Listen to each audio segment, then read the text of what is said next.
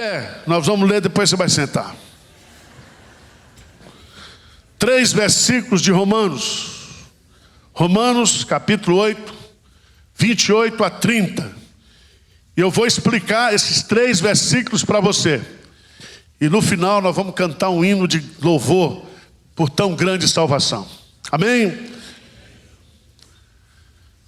Romanos 8, 28 a 30, bem forte. Vamos lá, juntos, bem forte. Sabemos que todas as coisas cooperam para o bem daqueles que amam a Deus, daqueles que são chamados segundo o seu propósito. Porquanto aos que de antemão conheceu, também os predestinou para serem conformes à imagem de seu Filho, a fim de que ele seja o primogênito entre muitos irmãos. E aos que predestinou, a esses também chamou. E aos que chamou, a esses também justificou.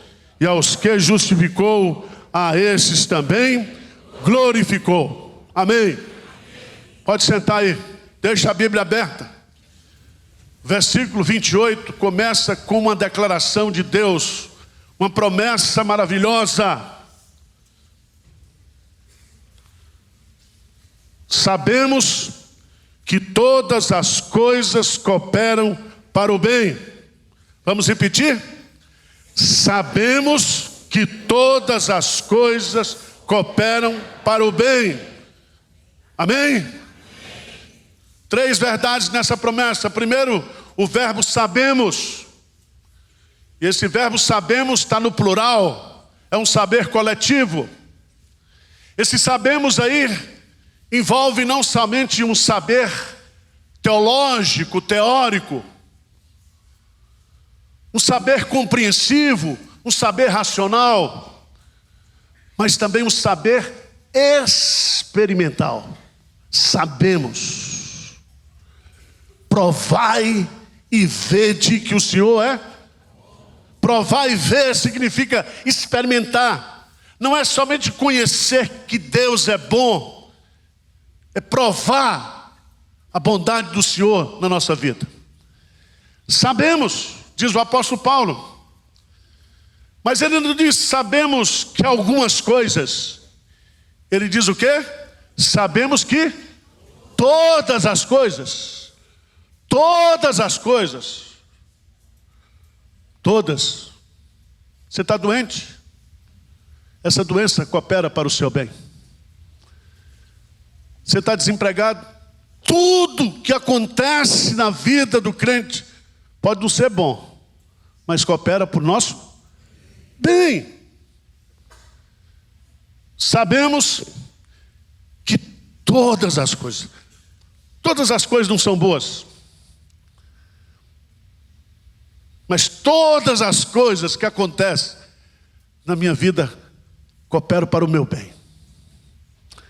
Você crê nisso ou não? O que significa cooperar? Cooperar significa que o nosso Deus, Ele junta as coisas boas e as coisas ruins.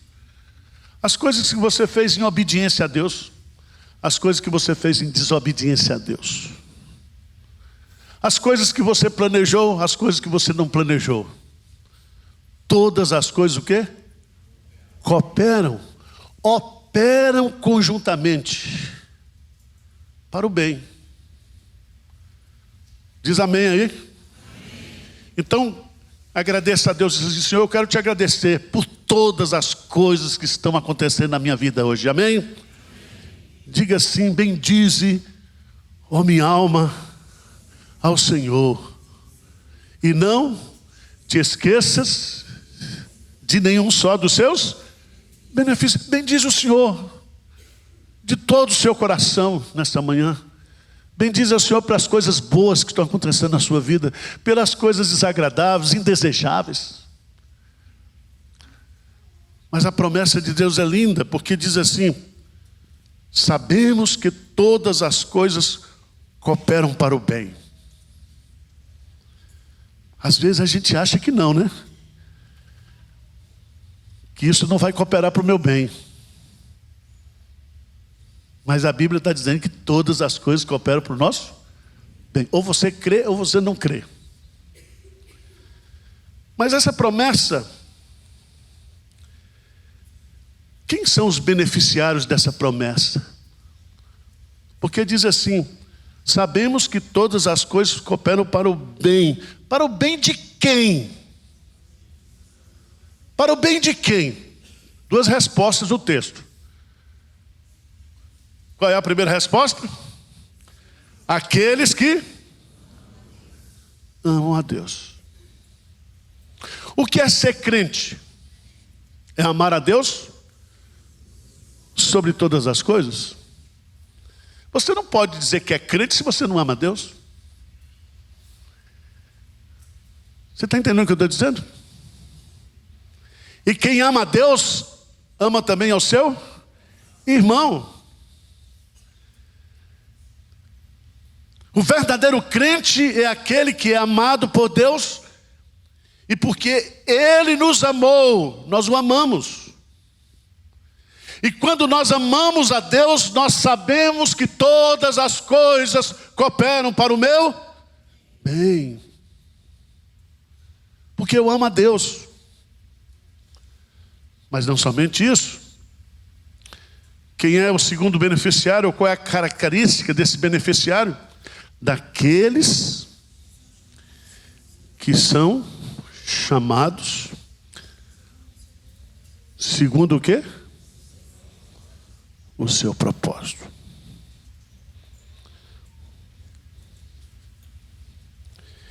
Eu queria que você entendesse isso. São pessoas chamadas de acordo com o propósito de Deus. E o que é o propósito de Deus? É um propósito planejado, com antecedência.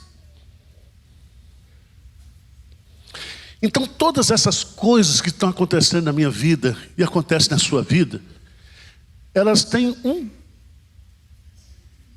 propósito. Elas estão dentro de um propósito. Um propósito que Deus estabeleceu para a minha vida e para a sua vida. Vocês estão entendendo ou não? Por isso que crente não é azarado. Crente não é sortudo. Crente é o quê? Abençoado. Porque todas as coisas cooperam para o seu bem. Por isso que eu e você precisamos aprender a viver contente em toda e qualquer situação. Eu tenho que aprender, porque tudo isso que está acontecendo na minha vida, Arival, está acontecendo porque Deus tem um propósito. Ele me chamou, Ele me criou, Ele me redimiu. Eu existo, você existe, porque Deus tem um propósito para a sua vida. Amém? Seu gerente acha do banco que o seu propósito de vida é arrumar dinheiro para ele. Ele paga 1%, empresta 15%. Nós somos usados nesse mundo por pessoas. Nós somos odiados pelo mundo, nós somos perseguidos pelo mundo. Nós vivemos coisas difíceis nesse mundo. Mas eu existo e você existe, porque Deus tem um propósito para a minha vida. Amém? Foi isso que os reformadores descobriram. Foi isso que alavancou a reforma protestante. Se nós descobrirmos o propósito que Deus tem para a minha vida e para a sua vida, isso vai mudar a minha vida. Aliás, um grande psicólogo americano, ele diz que há 2 dias importantes na vida de uma pessoa. Primeiro, o dia que ele nasce. O segundo dia mais importante é quando ele descobre para que ele nasceu. Está vendo, Clarice? Você é única. Você é um exemplar exclusivo. Deus fez você como um vaso de misericórdia. Ele fez você com um propósito. E ninguém pode impedir que o propósito de Deus se cumpra na sua vida. Então pula, louve, se alegre. Vocês estão entendendo o que eu estou dizendo hoje? Ou não? Isso é reforma protestante. Porque quando eu descubro que Deus tem um propósito para a minha vida, que todas as coisas cooperam para o meu bem, porque eu amo a Deus e porque Ele tem um propósito para a minha vida, isso faz com que a minha vida tenha sentido. Amém? Agora Paulo, ele é generoso com a gente. Ele vai dizer como é que Deus realiza esse propósito. Ele faz uma promessa: todas as coisas cooperam para o bem daqueles que amam a Deus, daqueles que são chamados segundo o seu propósito. Como é que esse propósito de Deus se desenvolve? Quais são as etapas desse propósito de Deus? Como é que esse propósito de Deus se cumpre na minha vida e na sua vida? Aqui tem 5 argumentos maravilhosos. Vamos ler juntos, bem forte? Versículo 29 e 30. Porquanto aos que de antemão conheceu, também os predestinou para serem conformes à imagem de seu Filho, a fim de que ele seja o primogênito entre muitos irmãos. E aos que predestinou, a esses também. E aos que chamou, a esses também. E aos que justificou, a esses também.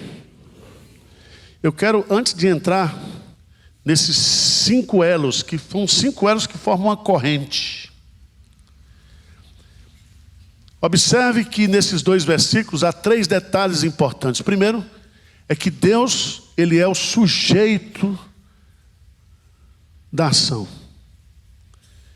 É Deus que nos conheceu, é Deus que nos predestinou, é Deus que nos chamou, é Deus que nos justificou, é Deus que nos glorificou. Só lhe deu glória. Glória somente o quê?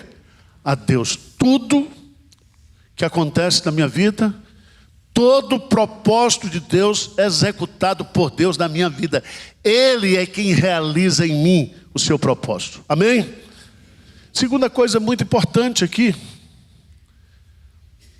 é que esse propósito é o mesmo para o mesmo grupo de pessoas, porque diz que aos que de antemão conheceu, também os predestinou, também os chamou. Ou seja, não é que alguns ele escolheu, mas não chamou. Esse propósito aqui é um propósito coletivo, para esse grupo. Vocês estão entendendo? Também. Deus não apenas escolheu você e não justificou você. O Deus que escolheu você, que predestinou você, chamou você, justificou você. E Ele fez isso na vida de cada um. De cada um. Terceira coisa importante é que todos os verbos estão no passado.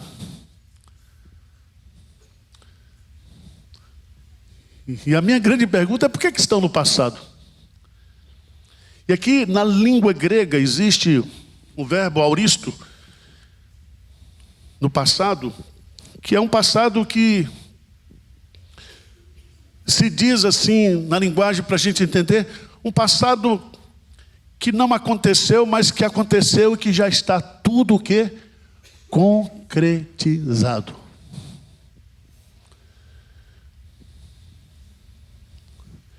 Significa que o que está revelado nessa tão grande salvação não é uma possibilidade, mas é uma coisa concreta, é uma coisa já feita. Sabe por quê? Porque Deus, Ele não está preso ao tempo. Passado, presente e futuro estão no cronos, estão na história. Mas para Deus tudo é o quê? Presente, porque Ele é eterno.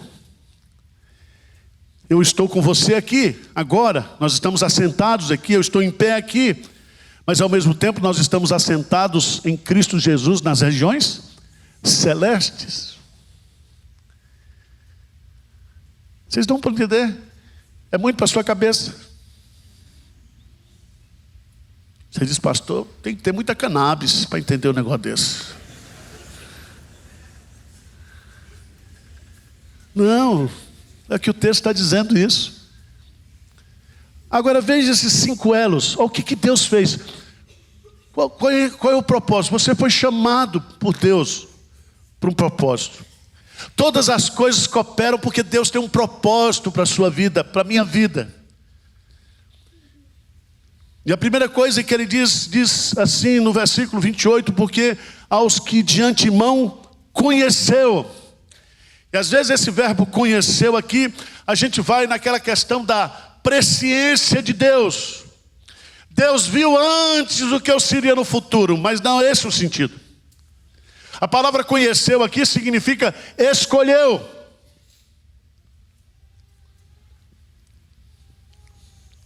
Abra sua Bíblia em Atos 2, versículo 23. Atos 2,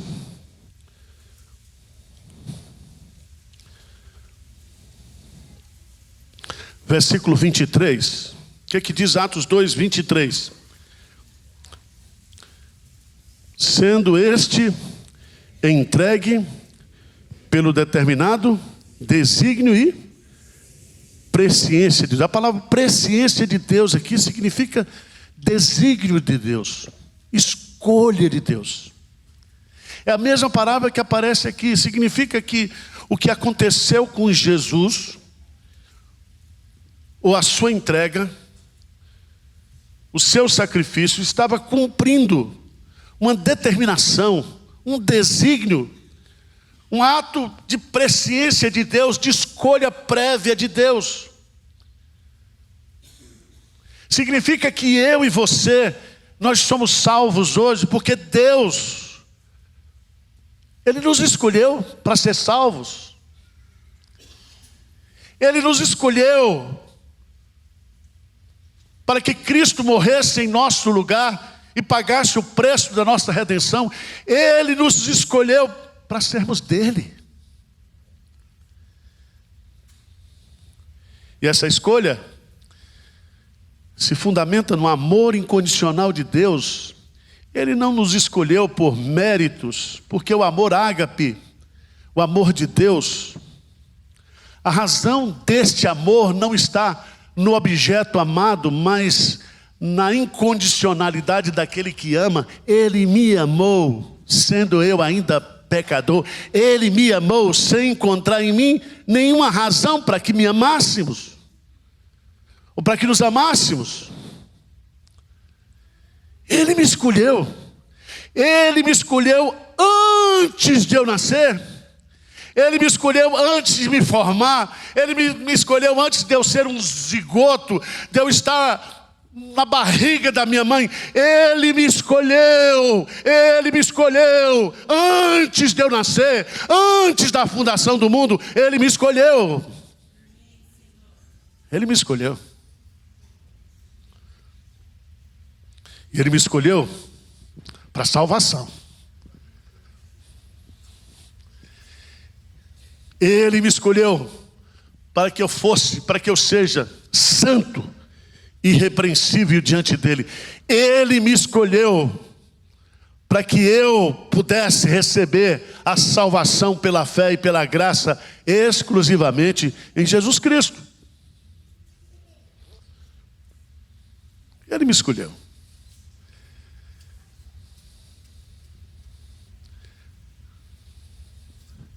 tudo começa.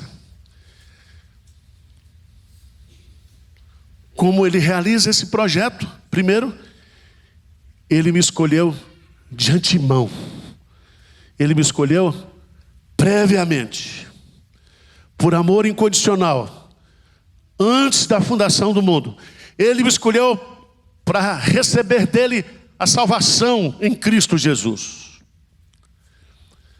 Mas veja, em Romanos capítulo 8, veja aí, leia comigo o que está no texto. Qual é o segundo elo dessa corrente? Qual é o segundo elo? O que diz aí? Romanos capítulo 8. Os que de antemão? Leia aí, irmãos, por favor. Porque os que de antemão conheceu, também os, o quê? O que é predestinou? É um sinônimo da palavra escolha, mas aqui o termo se completa. Ele me escolhe na origem, mas ele me predestina, ele me destina previamente para alguma coisa. Por isso que a doutrina da predestinação não é a doutrina do diabo. A doutrina da predestinação é a doutrina de quem? De Deus. Ah, pastor, mas eu não entendo a predestinação. Problema seu que é burro. Tenho culpa. Se você fosse inteligente sobre o pecado, se fosse assim top, você usaria 10% da sua inteligência. Mas para a gente discernir as coisas de Deus, você não precisa de inteligência nem artificial, não. Você precisa de inteligência espiritual, porque as coisas de Deus se discernem o quê? Espiritualmente. É revelação. Pastor, eu não compreendo a doutrina da predestinação. Fica tranquilo, irmão. O importante é ser predestinado.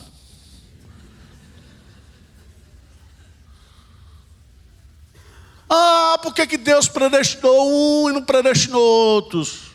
Procon Celestial, vai lá, entra com um documento, cria uma ONG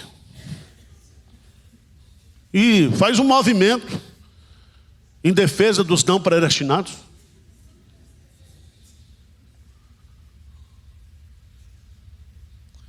E diz o texto que ele nos predestinou para quê, gente? Para serem conformes à imagem do seu. Veja bem, que nós fomos criados à imagem e à semelhança de Deus. O pecado veio e destruiu essa imagem e essa semelhança de Deus.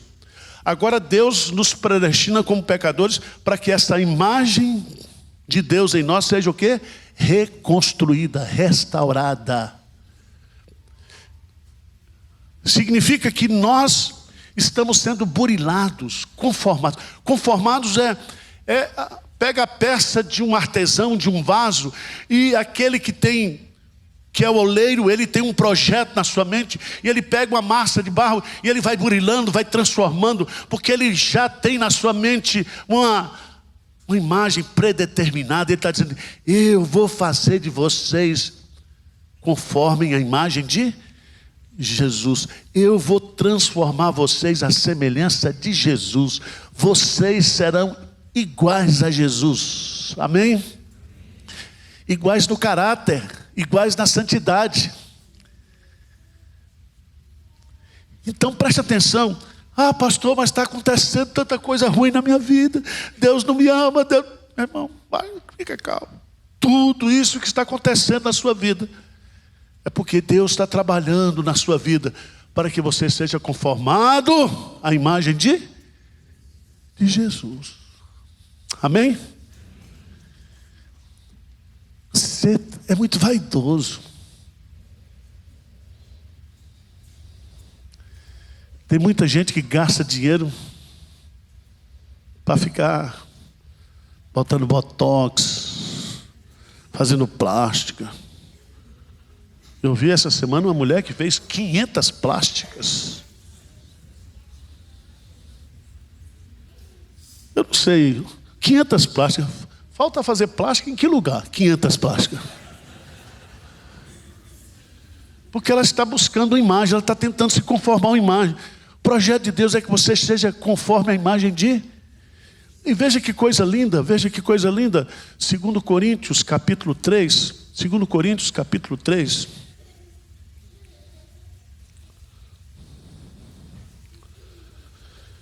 Veja o que Deus está fazendo em você. Deus colocou dentro de você o Espírito Santo.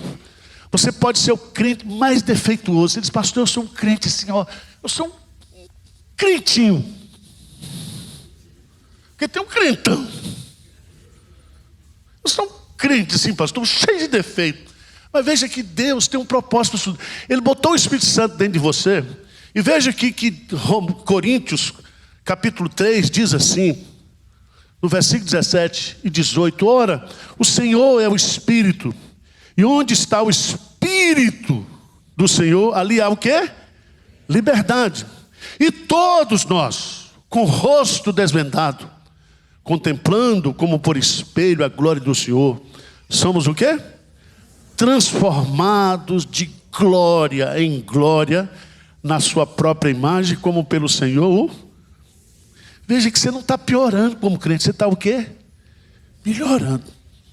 Às vezes a gente pega e diz, piorei. Não. Aquele pecado que você só cometeu ano passado, você cometeu essa semana. Mas o sangue de Jesus nos purifica o quê? De todo? E os pecados não vão atrapalhar o propósito que Deus tem para a minha vida e para a sua vida, em nome de Jesus. Deus está transformando você. Deus está transformando você.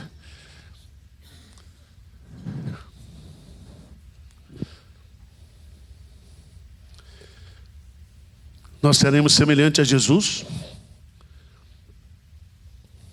E diz o texto de Romanos 8, que é belíssimo o texto.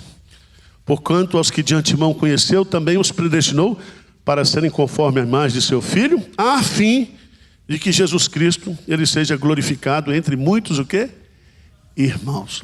C.S. Lewis diz que Cristo, ele estará glorificado. E em torno de Cristo estarão os pequenos Cristos, eu e você. Nós, todos. Exemplares de Cristo. Ele é o nosso irmão. Ele é o nosso glorioso irmão. Nós seremos o quê? Semelhantes a Ele. Amém? Esse é o projeto de Deus para a sua vida. Terceiro lugar, Deus conheceu de antemão, Deus predestinou você, Deus chamou você. A Bíblia diz, muitos são chamados, poucos os escolhidos. Chamados é os chamados externos. É quando você ouve a pregação do Evangelho. E Deus chama externamente, mas Deus chama internamente. Significa que aqueles que Deus de antemão conheceu, aqueles que Deus predestinou para serem conformes à imagem de Jesus, para que Jesus Cristo seja glorificado na vida dele. Um dia Deus chamou você de forma irresistível. Você não somente ouviu a mensagem do Evangelho, mas o Espírito Santo chamou você internamente. O Espírito Santo regenerou você. O Espírito Santo abriu o seu entendimento e você teve compreensão do que Cristo fez por você. Amém? Você chamou. Quarto lugar. Deus justificou você. Lá na Igreja Católica, na época de Lutero, as pessoas usavam no latim, justificare, no latim, justificare, no latim. Se você dividir essa palavra, fica ficare justis. Ficar o quê? Justo. E a Igreja Católica dizia, você fica justo quando a igreja, através de penitências, perdoa você. A Igreja Católica dizia, olha, Deus salva você, mas quem administra a salvação é a igreja. Quem declara que você ficou justo, não é a Bíblia, não é Deus, é a igreja. Mas isso é uma heresia. Porque o texto aqui não é justificare, mas é de kaiosine, no grego.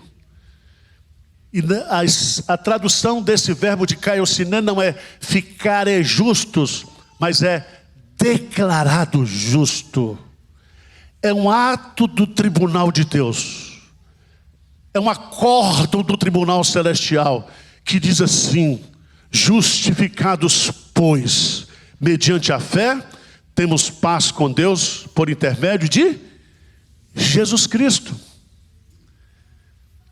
Significa que, por causa daquilo que Jesus Cristo fez por você, ou seja, Ele pagou, Ele expiou pelos seus pecados, o castigo que cairia sobre você, substitutivamente caiu sobre Jesus Cristo.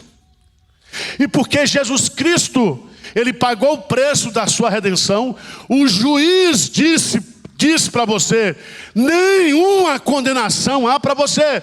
Você está, a partir de hoje, eu declaro diante do mundo, diante dos anjos, diante dos demônios, diante de todos, que nenhuma condenação há para aquele que está em Cristo Jesus. Louvado seja Deus.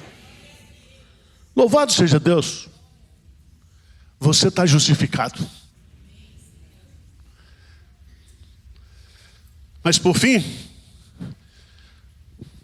aos que de antemão, os que conheceu de antemão, aos que predestinou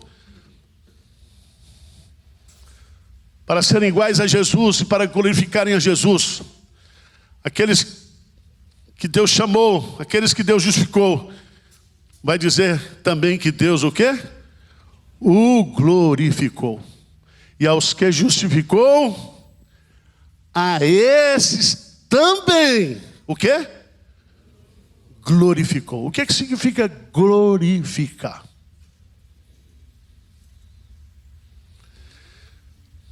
Quando a gente estuda a doutrina da santificação, a santificação, ela é uma posição. Eu me torno santo em Cristo Jesus.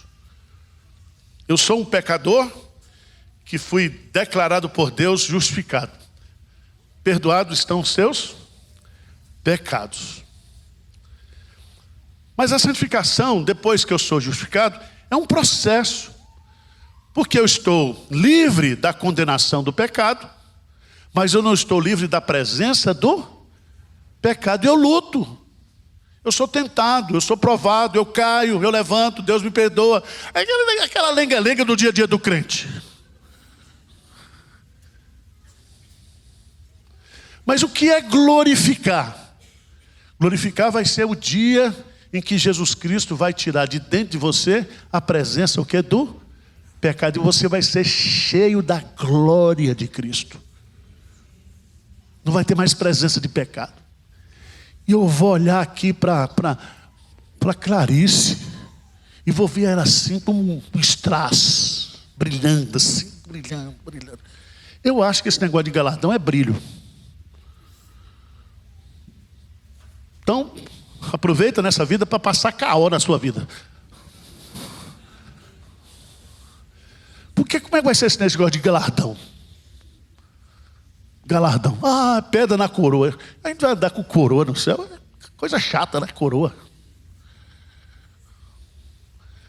Galardão vai ser brilho. Veja o que diz lá. É 1 João 3:2. 1 João 3:2. Eu quero que você leia bem forte esse versículo. 3:2. Vamos ler juntos? O que diz? Amados, agora somos filhos de Deus e ainda não se manifestou. Sabemos que quando Ele se manifestar, seremos, porque haveremos. O que é glorificação? Você vai ser igual ao quê? a Jesus, você vai ter o corpo de Jesus, o corpo ressuscitado de Jesus. Porque eu e você, nesse corpo, nós não podemos ver Jesus na sua glória. João viu e caiu por terra. Mas quando a gente recebeu o corpo glorificado, quando o pecado sair completamente da minha vida, e eu receber esse corpo ressuscitado, e eu me tornar conforme a imagem de Jesus, eu vou vê-lo como Ele é. Eu verei a Cristo o quê? Face a face. Louvado seja Deus por isso. Você não tem problema, porque o peso da glória é infinitamente maior do que os sofrimentos que a gente passa nessa vida. Amém? E se com Cristo nós sofremos, com Cristo também nós seremos o quê? Glorificados. Louvado seja Deus por isso. E vai ser assim. Eu acho que a gente não vai perder a cor lá no céu. Você acha que a gente vai perder a cor? Você que é pretinho, vai ficar um pretinho brilhante.